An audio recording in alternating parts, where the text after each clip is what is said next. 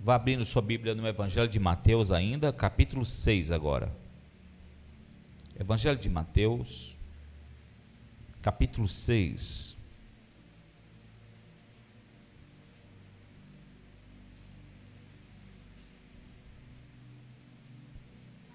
Obrigado, querido. Obrigado. Evangelho de Mateus, capítulo 6, verso 31.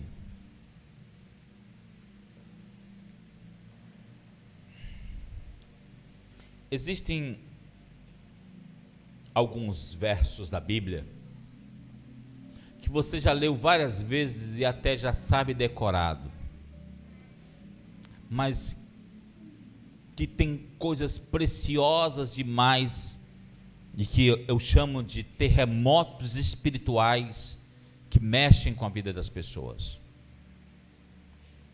Um deles é esse texto de Mateus capítulo 6, do verso 31 em diante. Acharam aí? Vamos ler. Acharam? Portanto, não se preocupem dizendo: que vamos comer? Ou o que vamos beber? Ou que vamos vestir? Verso 32. Pois os pagãos é que correm atrás dessas coisas. Mas o Pai Celestial sabe que vocês precisam delas.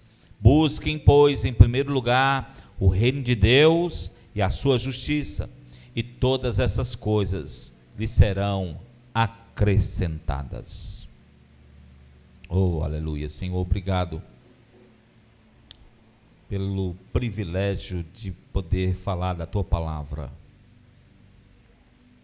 É maravilhoso para nós aqui hoje podermos inclinar nosso coração e atentar nossos ouvidos para compreender as coisas preciosas do teu reino. Vem nos ensinar, vem nos transformar de dentro para fora, e que teu poder, tua palavra venha alcançar o objetivo que o Senhor propôs esta noite. Essa é a nossa oração, Pai, em nome de Jesus. Amém. Amém. Tem muitas coisas que Jesus falou que são chocantes e que mexem com a mente do ser humano. Afinal de contas, ele é o mestre dos mestres, e como o homem mais sábio que já pisou na face dessa terra, ele disse coisas que o homem demora a entender, e a maior parte dos seres humanos na terra não entendem. O texto que nós lemos é, na verdade, um poderoso terremoto que veio para abalar as estruturas da sociedade e da humanidade. Ele determinou, nesse texto, um abalo espiritual para a vida humana. Ele mexe com toda a estrutura do homem, somente com esses versos que nós lemos. Com estas palavras que lemos aqui no Evangelho de Mateus, Jesus está mostrando e retirando de nós a preocupação com tudo que consideramos mais importante: o alimento, a bebida, o abrigo, o dinheiro, o luxo, posses. Desde a antiguidade, o ser humano vive só para isso. Ainda hoje, nós vivemos para isso. Nossas vidas são norteadas por aquilo que Jesus disse para nós não nos preocuparmos. É para isso que levantamos cada manhã para trabalhar, em busca de alimento, bebida, abrigo, sustento. Nosso nível de satisfação e realização, ele é nivelado por aquilo que Jesus disse para nós não nos preocuparmos.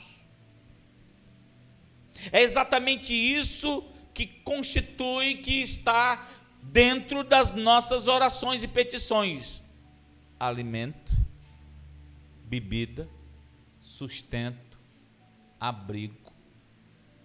A cultura humana e a economia das nações como um todo são sustentadas por esses pilares da necessidade humana: alimento, bebida, comida, sustento, abrigo. Mas o que é que Jesus está querendo ensinar? Primeira coisa que eu quero te mostrar hoje é que Jesus não está querendo que você deixe de trabalhar e não está querendo te ensinar que você não deve buscar o melhor para a sua vida e para a sua família. Ele não está ensinando isso. Tem gente que lê isso aqui e diz assim: o Senhor está dizendo aqui para mim não trabalhar. Não, Ele não está dizendo isso. Jesus tem um propósito ao te dar esse tipo de versículo, esse tipo de palavra tão chocante. Veja o verso 32. O propósito dele, hoje eu quero só introduzir esse texto aqui, porque ele é muito rico.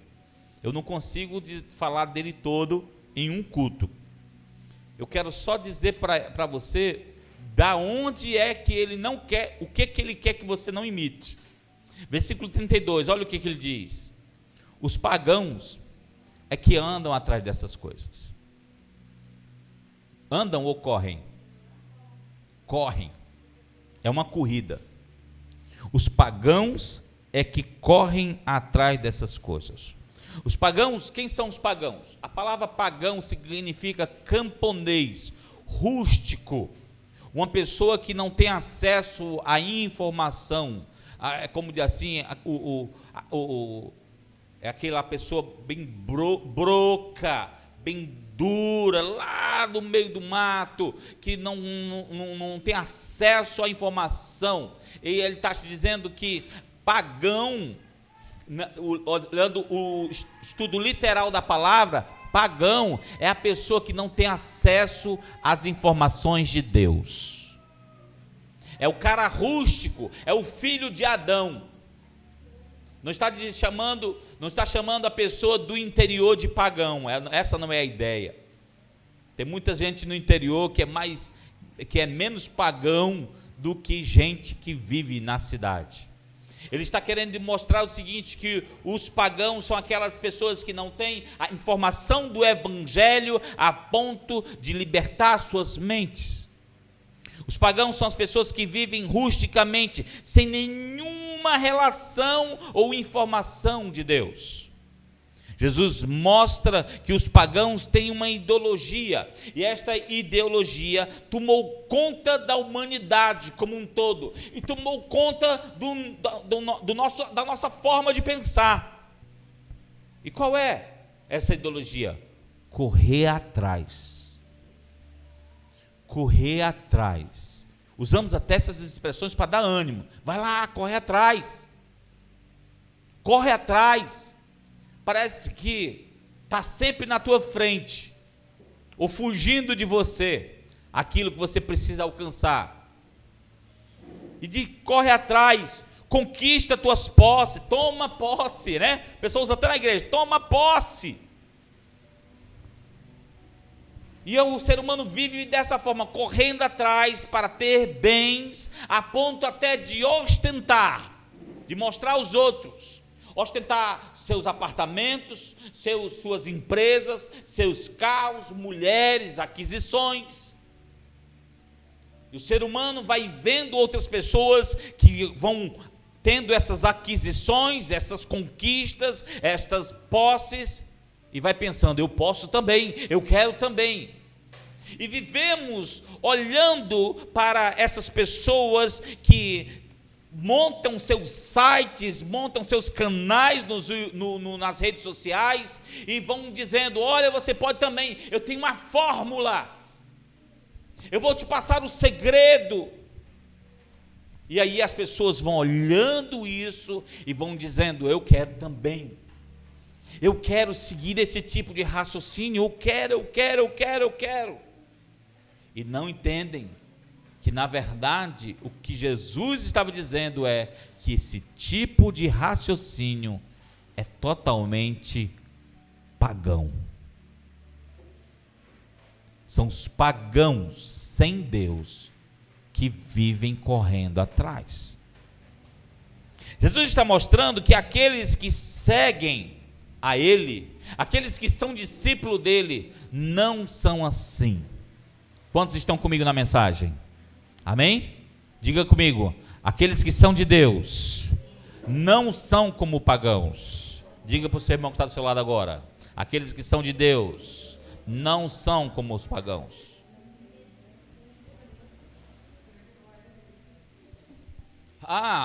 Não são, eles não trabalham, trabalham, e às vezes trabalham mais, né? Eles não ralam, eles não estudam, estudam. Eu digo que o cristão ele tem que fazer tudo em dobro, em triplo, porque o mundo, a sociedade, ela vem contra todo aquele que é cristão. Eles trabalham, os cristãos trabalham, buscam promoções, estudam, se aperfeiçoam, fazem cursos em suas especialidades, mas não são como os pagãos. Como assim, Ronaldo? O mundo todo funciona num ciclo de conquistas, de buscar ser o melhor, de buscar aparecer, mostrar seu serviço, ter vários seguidores, vários clientes, várias pessoas que comprem o seu serviço. Aí vem você e diz que o cristão não é assim. Ele faz tudo isso, ele tem seus clientes, ele tem seu negócio, ele tem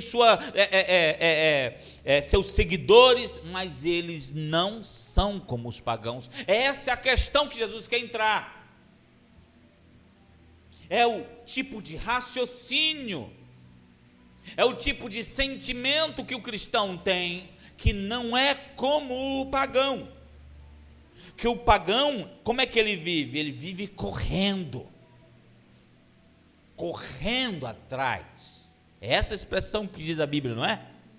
Ele corre atrás, ele não para. Diga comigo, o pagão não para, ele só corre atrás. Vocês estão entendendo?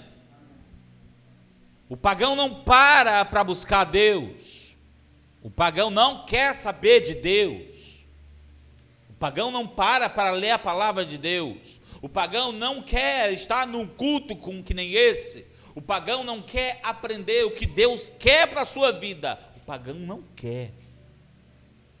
Ele quer correr somente atrás de suas posses. O apóstolo Paulo mostrou, não desmarque aí Mateus não, tá? O apóstolo Paulo mostrou como é que é o ciclo de trabalho recompensatório da vida humana. Veja lá, 2 Coríntios, capítulo 12, segunda carta de Paulo aos Coríntios, capítulo 12.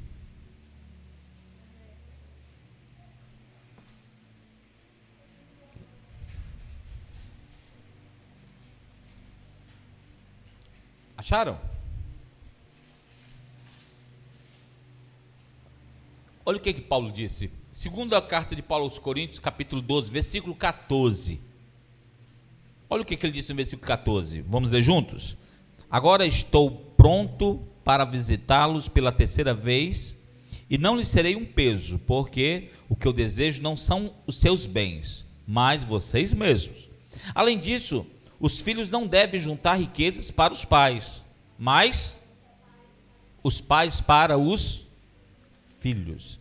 O próprio apóstolo Paulo está mostrando que no ciclo da vida normal, nós trabalhamos para gerar riquezas para os nossos filhos, para dar uma vida melhor para os nossos filhos. E não é o contrário, não é o contrário. Somos nós, os pais, que trabalhamos para dar o melhor para os nossos filhos. Faz parte da vida. E lá, alguém lê aí, 1 Timóteo 5,8, lá no finalzinho, 1 Timóteo 5,8, olha o que ele diz também, Paulo. 1 Timóteo 5,8. Pode ler.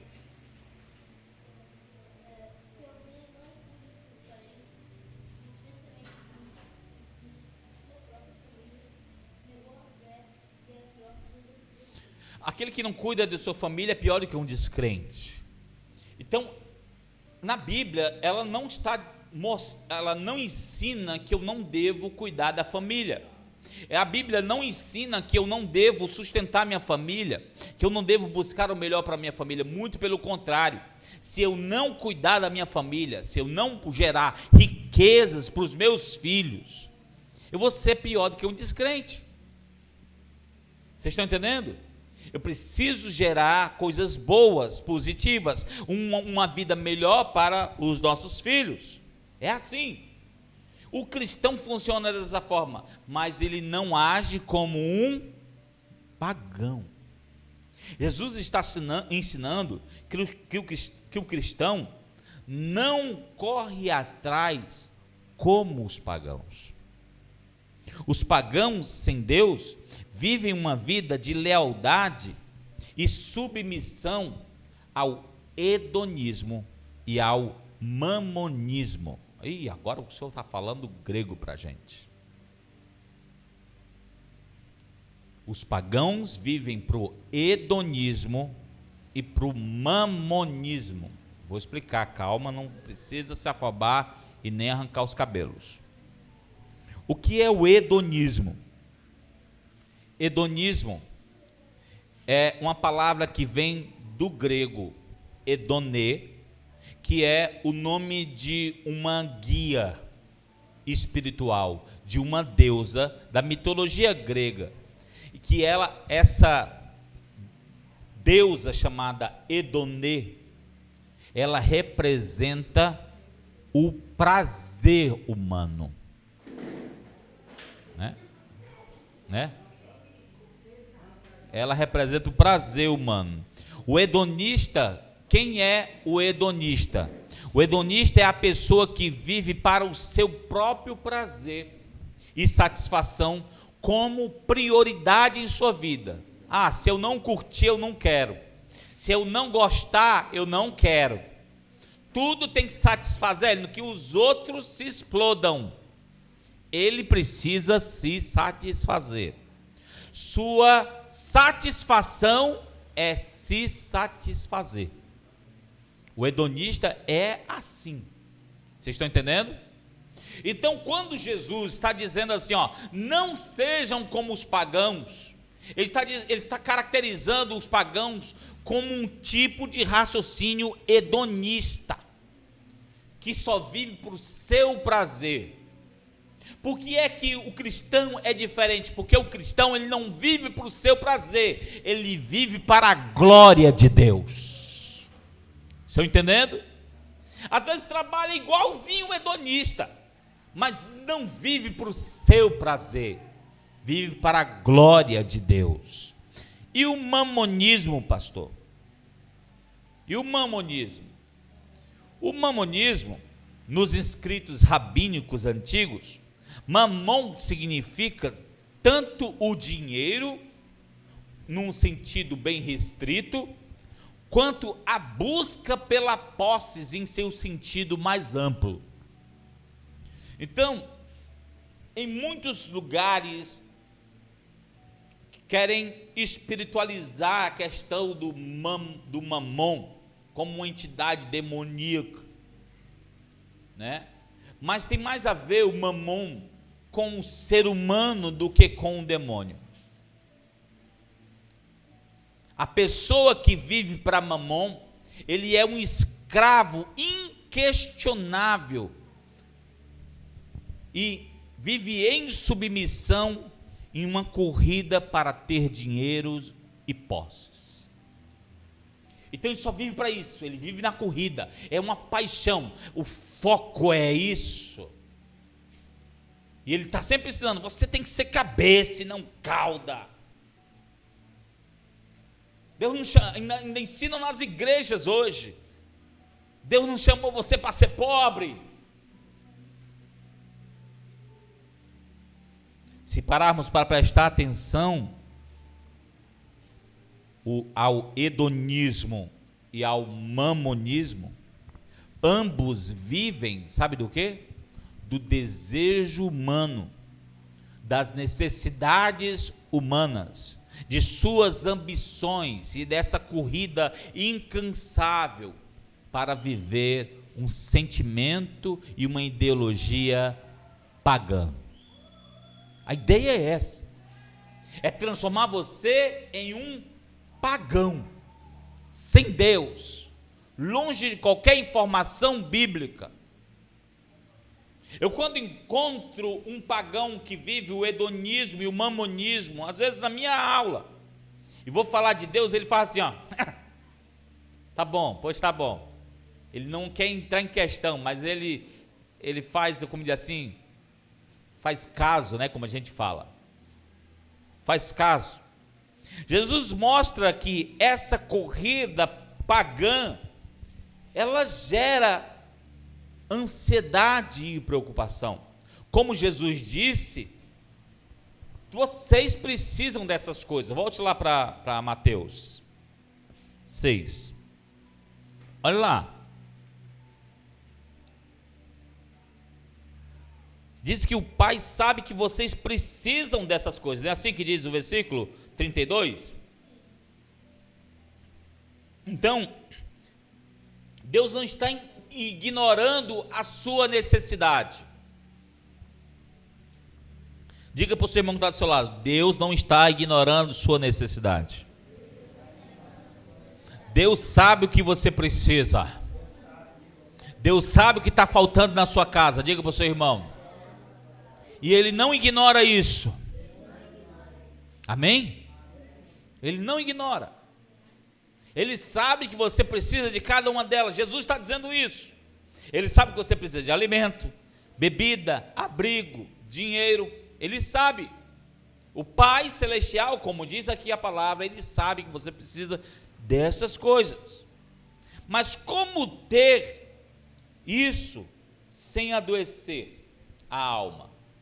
Como ter isso sem adoecer as emoções, sem adoecer teu físico, sem adoecer as relações com a família e principalmente a sua relação com Deus? Porque o texto no versículo 32, no versículo 31, ele começa dizendo assim, portanto não se preocupem. Ele está mostrando que a preocupação é uma questão dos pagãos. A ansiedade de viver assim, de viver para consumir, para comprar, para ter, para ir mais longe e não ficar satisfeito em instante algum, essa preocupação, essa não é bíblica. Ela vai gerar em você uma palavrinha doentia chamada ansiedade. E o pior é que cada vez que você entrar nesse ciclo de ansiedade, mais doente você vai ficar e mais distante sua mente vai ficar em relação ao que Jesus está ensinando. Por isso que eu estou dizendo que isso aqui é um terremoto, porque abala as estruturas de tudo que a gente vive buscando atrás. Como não adoecer? Como não se preocupar? Como não passar a noite em claro por falta de dinheiro, porque não tem como comprar o alimento dos filhos no outro dia? Como? Como, Senhor? Como é que o Senhor vai nos ajudar nessa? Como é que o Senhor nos tira dessa sinuca de bico? Jesus resolve colocar as coisas em uma dicotomia de dois lados. Primeiro ele chama de uma corrida, e o segundo ele chama de busca. Preste atenção às expressões de Jesus. O primeiro ele chama de corrida, e o segundo ele chama de busca. Quando você escuta ele dizendo que os pagãos correm atrás dessas coisas, Parece que o negócio precisa funcionar muito rápido, a ponto de você não parar para nada. Né? Você não tem tempo nem para você mesmo. E quando ele fala de busca, parece que tem um sentido de uma trajetória de vida. Um sentido de vida. A corrida em busca de posses e riquezas é como aquele ratinho que fica dentro daquela roda, dentro da jaula, né? Nós tínhamos um hamster, né? Ele ficava correndo num círculozinho assim. E tinha hora que eu acordava de noite e estava lá, correndo. E é interessante, corre e não sai do lugar. E ainda continua dentro da jaula, da prisão.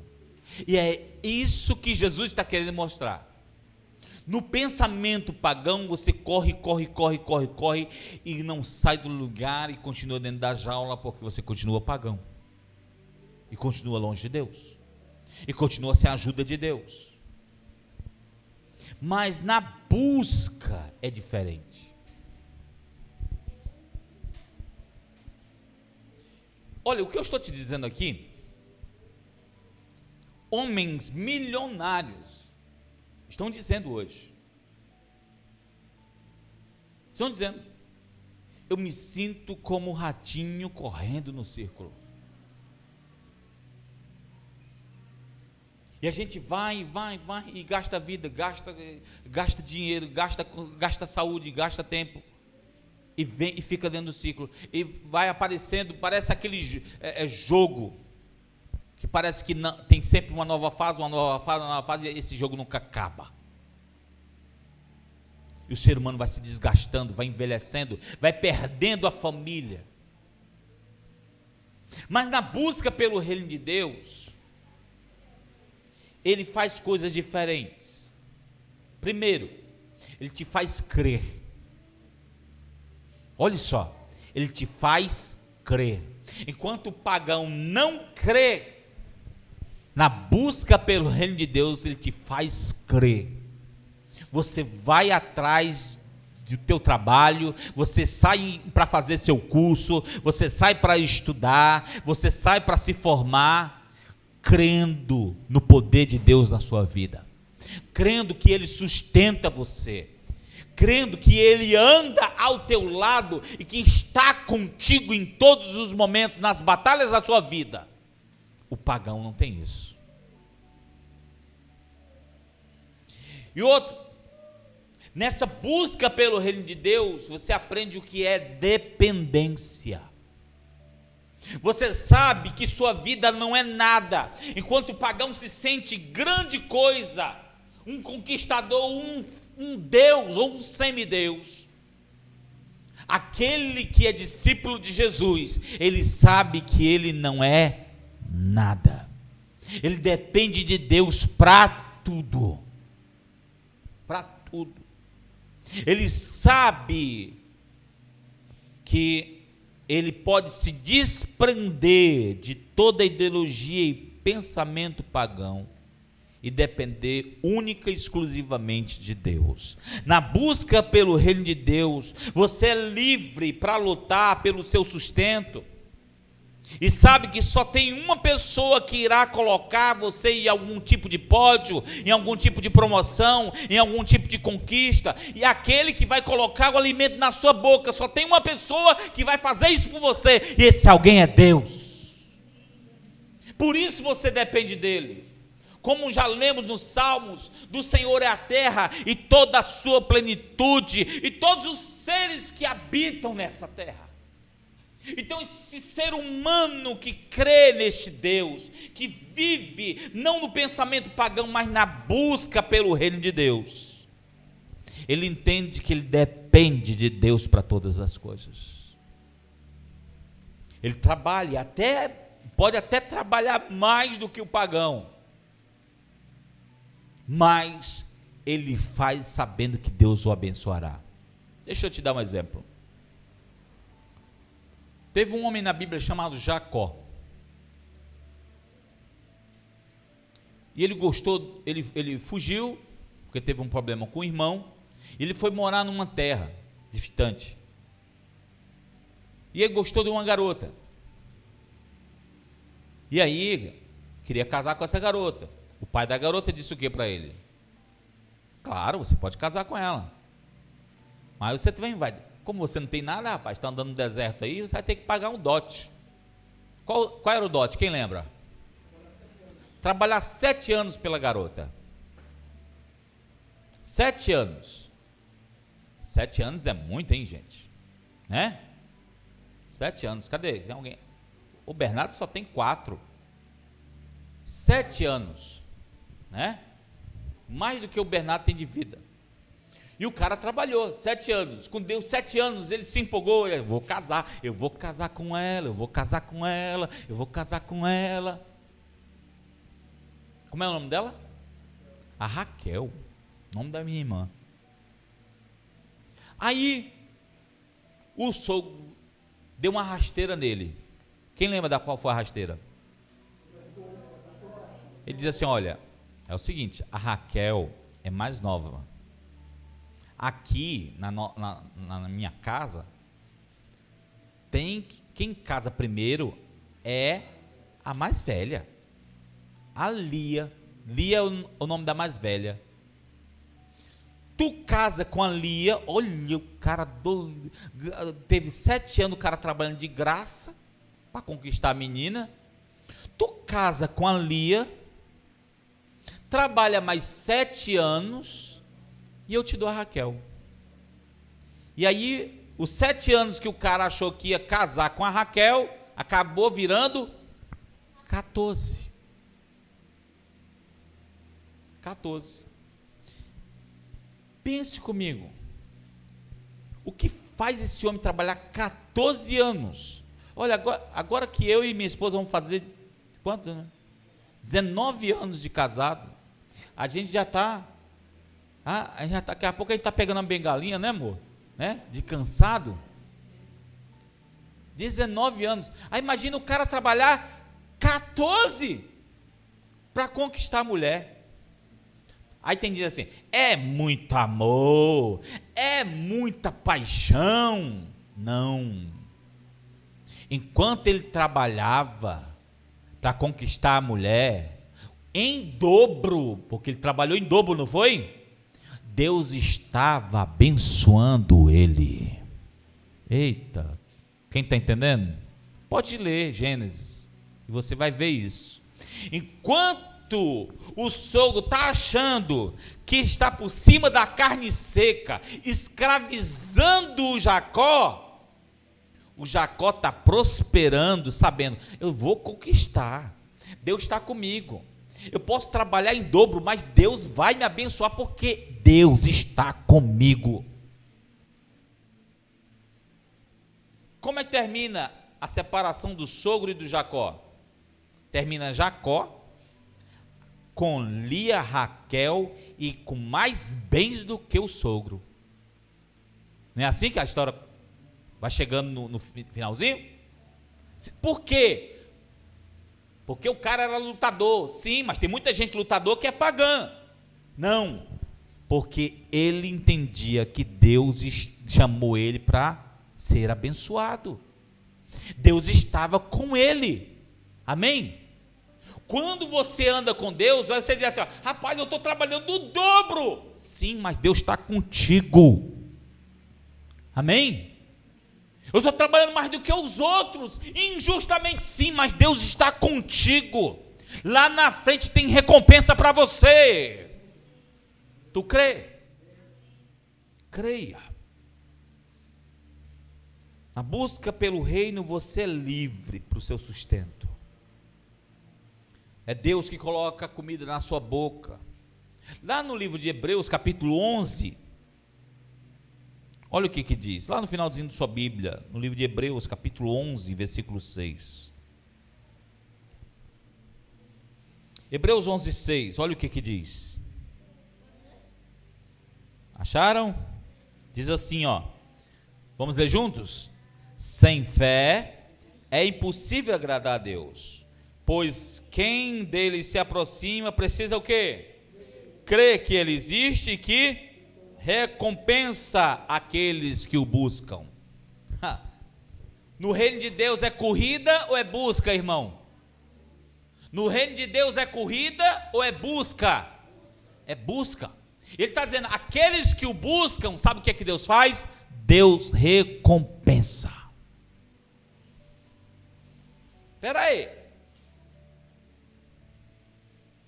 O pagão, ele corre, presta atenção nisso aqui, ó. O pagão, ele corre atrás do negócio que é um frenesi, e que quando ele conquista, tem uma outra fase, tem outra fase, tem outra fase, tem outra fase, e ele não para. O cristão, ele busca como um caçador, e sabe o que é que está nessa busca? Recompensa. Em vez dele correr, Deus derrama sobre ele, amém?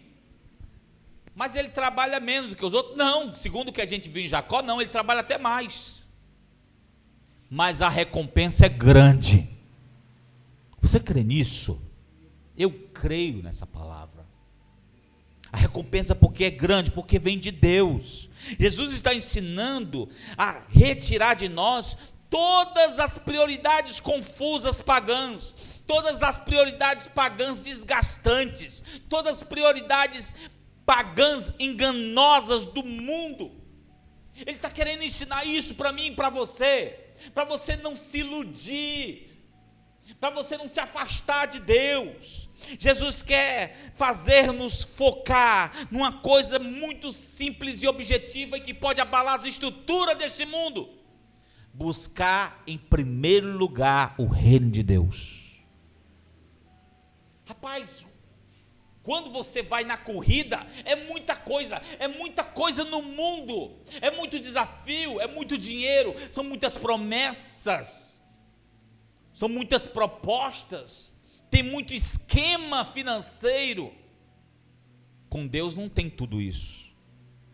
Com Deus, a coisa é simples: busque primeiro o reino de Deus. Aí ele diz: e estas coisas vão ser acrescentadas. É como se, olha a ilustração, o pagão corre porque está na frente dele, o cristão, a recompensa vem atrás dele. Dá para entender isso? Quantos estão comigo e estão entendendo? O pagão, ele corre atrás, o cristão, a recompensa vem para ele. Amém? Sem esforço, sem trabalho? Não é assim, já vimos que não é. Mas qual é a diferença? É que o pagão não busca Deus, e você busca Deus.